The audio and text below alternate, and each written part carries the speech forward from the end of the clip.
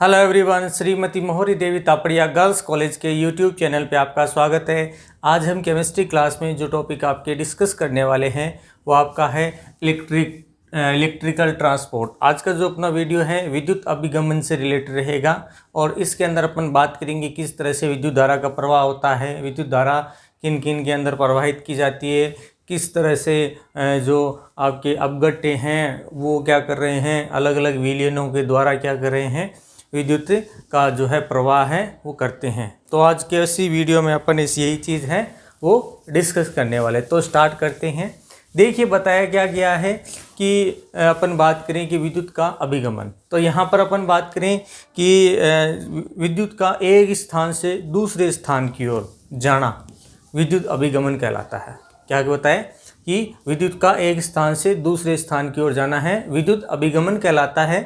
वस्तुतः अपन यहाँ पर बात करें कि ये जो है वो इलेक्ट्रॉनों के ट्रांसपोर्टेशन कह दें या इलेक्ट्रॉनों के बहाव के कारण क्या है आपकी विद्युत धारा संपन्न होती है। कि भी जो इलेक्ट्रॉन है वही क्या करते हैं, बेसिकली इलेक्ट्रॉन आपके विद्युत धारा है उसके प्रवाह के लिए क्या होते हैं, आपके जिम्मेदार होते हैं। तो यहाँ पर क्या बताया गया है कि जब किसी माध्यम से आपकी विद्युत धारा प्रवाहित की जाती है तो इसमें जो आपके इलेक्ट्रॉन में उपस्थित अपन कहें कि किसी पदार्थ से गुजर रही है तो यहाँ पर जो विद्युत धारा प्रवाहित होगी उसे विद्युत की चालकता कहते हैं। कि भी वो चाहे किसी धातु के अंदर से गुजरे, चाहे किसी विद्युत अपघट्य के विलयन से गुजरे या फिर कह दें किसी आयनिक विलयन से गुजरे, तो यहाँ पर बेसिकली अपन कहें कि विद्युत धारा का प्रवाह है वो हो रहा है। अब यहाँ पर देखिए क्या बताया गया है कि जो विद्युत धारा है वो आपके बात करें दो प्रकार से क्या है आपके चालकता है वो प्रदर्शित करती है। कि भी विद्युत धारा है वो दो प्रकार से जो है आपके उत्पन्न की जाएंगी। अब सुने जो दो आपके प्रकार बताएं वो कौन कौन से हैं। पहला है वो है आपके धातुओं की चालकता, मेटल कंडक्टेंस। तो यहाँ पर पहले धातुओं में चालकता के बारे में सुनना है। यहाँ पर क्या बताया गया है कि जो धातुओं में चालकता है सामान्यतः मुक्त इलेक्ट्रॉनों के कारण संपन्न होता है। अपने को पता है कि जो धातुएं हैं उनमें मुक्त अवस्था में इलेक्ट्रॉन पाए जाते हैं।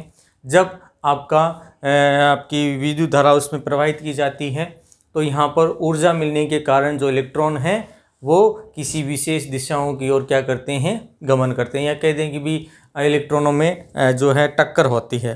तो क्या बताया गया है यहाँ पर कि इलेक्ट्रॉनों के कारण क्या है विद्युत का बहाव होता है।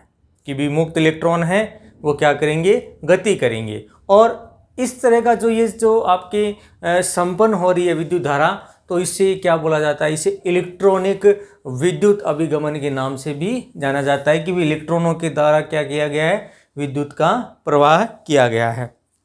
और सामान्यतः क्या बताया कि जो धातुएं हैं ये धातुओं का क्या होता है, एक मुख्य गुण होता है। धातुओं में क्या देखने को मिलता है, मुख्य रूप से जो मुक्त इलेक्ट्रॉन हैं उन्हीं के द्वारा विद्युत धारा का प्रवाह किया जाता है। इसीलिए इसे धात्विक चालकता के नाम से भी जाना जाता है। क्या कह सकते हैं इसे अपन, जो धातु में चालकता है इसको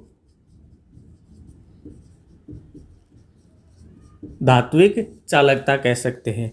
इसका अपने इलेक्ट्रॉन आपके विद्युत धारा है वो किसके द्वारा की जाती है, अपन कह सकते हैं कि मुक्त इलेक्ट्रॉन है उसमें क्या किया जाता है, विद्युत धारा का है वो इनके द्वारा प्रवाह किया जाता है। तो यहाँ पर इस तरह की जो चालकता है उसको अपन धात्विक चालकता भी कह सकते हैं। तो क्या कहलाएगी, धात्विक चालकता कहलाएगी। ये तो था इसका फर्स्ट टाइप कि धातुओं में जो है चालकता प्रदर्शित की जाती। दूसरा जो दे रखा है वो दे रखा है आपकी आयनिक चालकता। आपकी कौन सी दे रखी है, आयनिक कंडक्टेंस। दूसरी बात करते हैं आयनिक चालकता। तो यहाँ पर देखिए अपन बात करें आयनिक चालकता से रिलेटेड,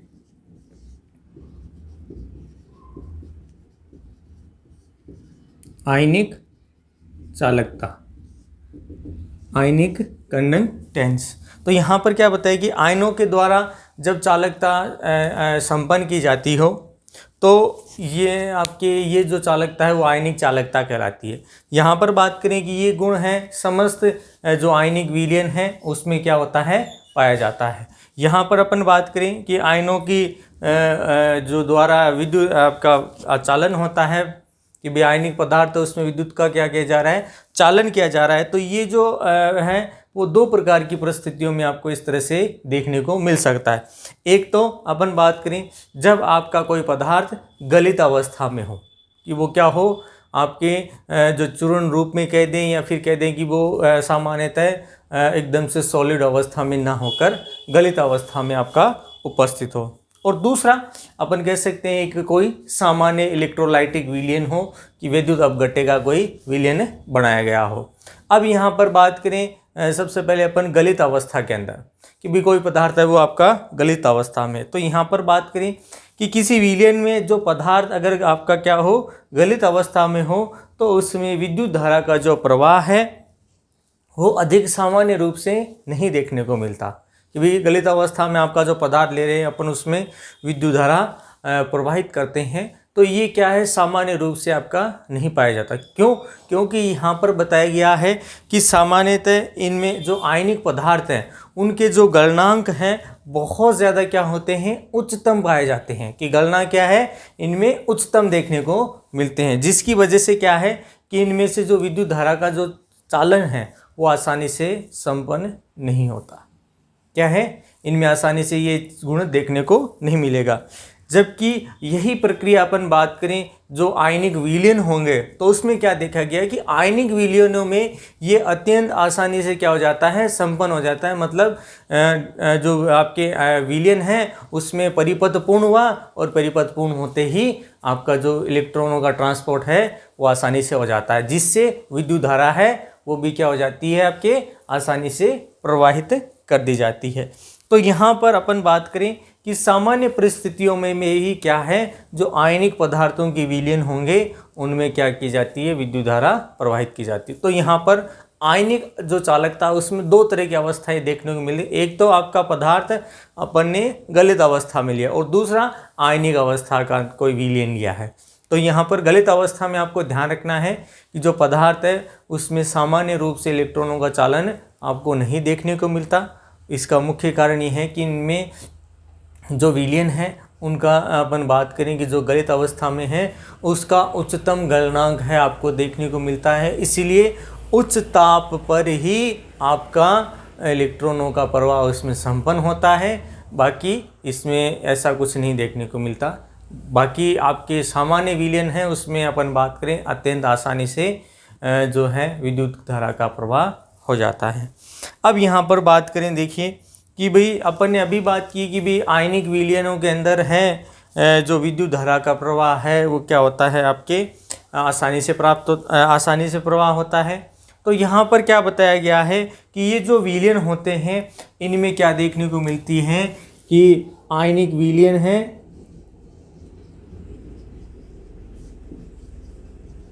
इन आयनिक विलयनों में क्या है देखने को मिलेगा कि भाई जो विद्युत धारा का प्रवाह है वो एक तो आसानी से संपन्न होता है, और यहाँ पर इसकी आसानी से संपन्न होने के लिए क्या बताया गया है कि इनमें फिर क्या देखने को मिलती है, इनमें रासायनिक अभिक्रिया संपन्न होती है। कि इनमें आपको क्या देखने को मिलेगा कि इनमें जो रासायनिक अभिक्रियाएं हैं वो क्या की जाती हैं, इनमें संपन्न करवाई जाती हैं। तो यहाँ पर अपन कह सकते हैं कि आयनिक पदार्थों द्वारा क्या किया गया, अपने अवयवों का विद्युत अपघटन किया जाता है, और उसमें सामान्यतः रासायनिक अभिक्रियाएं होंगी। मतलब यहाँ पर जैसे ही जो ऊर्जा है मिलेगी और परिपथ पूर्ण होगा तो आयनिक विलयनों में से जो धारा का प्रवाह है वो आसानी से संपन्न कर दिया जाता है। यहाँ पर बात करें कि अगर अपन बात करें जो विद्युत धारा है उसका जो प्रवाह है किसी आयनिक यौगिक के रूप में अगर किया जाता है तो इस तरह का जो अपघटन है विद्युत अपघटन कहलाता है। कि यहाँ पर आयनिक विलयनों में विद्युत आपके जो विद्युत है धारा है वो आसानी से क्या हो जाती है, प्रवाहित हो जाती है, संपन्न हो जाती है, तो यहाँ पर क्या है, रासायनिक अभिक्रियाएं इसके अंदर की जाती हैं। तो इस तरह का जो आपके विद्युत धारा का जो संचलन होगा वो क्या कहलाता है, आपका वैद्युत अपघटन कहलाता है। अब यहाँ पर बात करें, अपन ने अभी कहा कि वैद्युत अपघटन कहलाता है, तो यहाँ पर जो वैद्युत अपघटन है सामान्य विधियों द्वारा क्या किया जाता है, संपन्न नहीं करवाया जाता। मतलब यहाँ पर अपन कहेंगे कि वैद्युत अपघटन के लिए आपको एक तरह से क्या किया जाता है, इलेक्ट्रोलाइटिक विलयन चाहिए, उसमें अलग अलग उससे रिलेटेड जो इलेक्ट्रोलाइट है वो भरने होते हैं, उससे रिलेटेड आपका इलेक्ट्रोड लगा होता है, और साथ में बात करें उसमें क्या किया जाता है, आपके विद्युत धारा का प्रवाह किया जाता है। यहाँ पर बात करें कि जो आपका इलेक्ट्रोलाइट विलयन लिया जाता है, इस इलेक्ट्रोलाइट विलयन के अंदर आयनों के अभिन्न गमन के लिए अगर वो दोनों अलग अलग इलेक्ट्रोलाइट हैं तब उनमें अलग अलग तरीके के विलयन भरे जाएंगे। अगर समान इलेक्ट्रोलाइट हैं तब उसमें क्या किए जाएंगे कि भाई दो अलग अलग इलेक्ट्रोड तो डिप किए जाएंगे, बस उसको क्या किया गया कि एक दो अपन बात करें सरंध्र जो दीवार होती है उसके द्वारा उसमें आयनों का अभिगमन किया जाता है, जो इलेक्ट्रॉन के रूप में ही क्या है आपके संपन्न कराया जाता है। तो यहाँ पर बेसिकली अपन बात करें तो जो इलेक्ट्रॉनिक ट्रांसपोर्ट है या कह दें इलेक्ट्रिकल ट्रांसपोर्ट है वो आपके दो तरह से देखने को मिलेगा। धातुओं में सामान्य रूप से देखने को मिलेगा। इसके अलावा बात करें आयनिक विलयनों के अंदर, तो यहाँ पर आयनिक विलयनों के अंदर आपकी विशेष कंडीशन के अंदर ही क्या देखने को मिलता है, जो विद्युत है उसका संचलन देखने को पड़ता है। उसमें अलग अलग अवस्थाएं होती हैं कि भाई इसमें अगर अपन गलित अवस्था की बात करें, अगर उसमें पदार्थ है तब इसके लिए क्या कहेंगे, विद्युत का संचलन आसानी से संपन्न नहीं होता। जबकि अगर यही कोई इलेक्ट्रोलाइटिक विलयन है, विद्युत विलयन है, आपका कोई किसी विद्युत अपघट्य से बनाया गया है, तो उस तरह का जो है आपके आसानी से संपन्न हो जाता है। तो ये था आपके इलेक्ट्रिकल ट्रांसपोर्ट है उससे रिलेटेड आपका जनरल इंट्रोडक्शन है। नेक्स्ट वीडियो के अंदर अपन इससे रिलेटेड जो आपके इसकी मैकेनिज्म है उस पर बात करेंगे कि भाई इसमें आपके परिपथ पूर्ण हो गया, एनोड और एक कैथोड है वो किस तरह से काम कर रहे हैं, उससे रिलेटेड अपना वीडियो रहेगा। तो नेक्स्ट वीडियो के अंदर जो इसकी आपके इलेक्ट्रोलाइटिक विलयन है उससे रिलेटेड जो मैकेनिज्म है वो अपन उसकी रिलेटेड अपन नेक्स्ट वीडियो में बात करेंगे। तो आई होप यू आज का जो अपना वीडियो है आपको पसंद आएगा। वीडियो को लाइक करें, शेयर करें और इससे रिलेटेड आपके जो नोट्स हैं वो बनाते रहें। और इस वीडियो देखने के लिए धन्यवाद।